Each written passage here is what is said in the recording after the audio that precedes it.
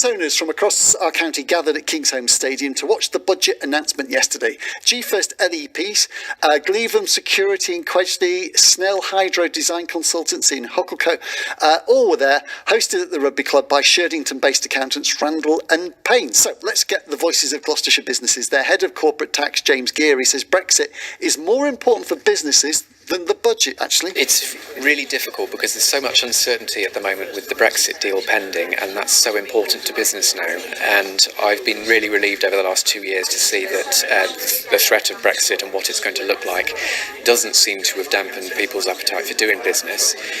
But talking to a couple of people today, it does seem that there's a sort of a pause in major decisions in some areas now. And I think the shape of the Brexit deal is going to have so much more impact on business over the next couple of months than this budget will.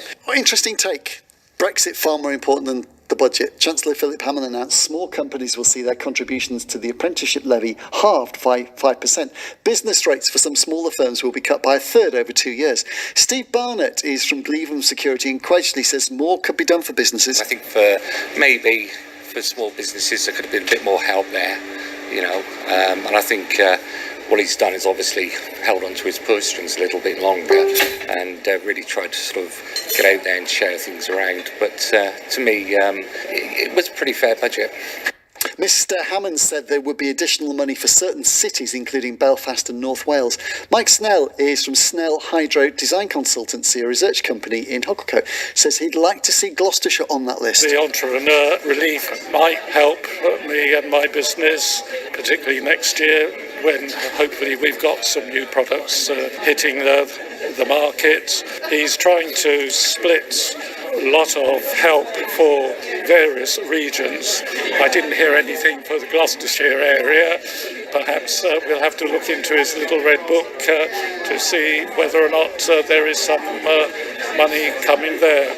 Mike Anthony is the business advisor in the county. He says some benefits have been announced. He's done a few interesting bits and pieces, in particular things for small businesses like the business rate situation, entrepreneurs relief, slight adjustment to that, but it's still there. That's the main thing. It was good to hear about things like T-level training.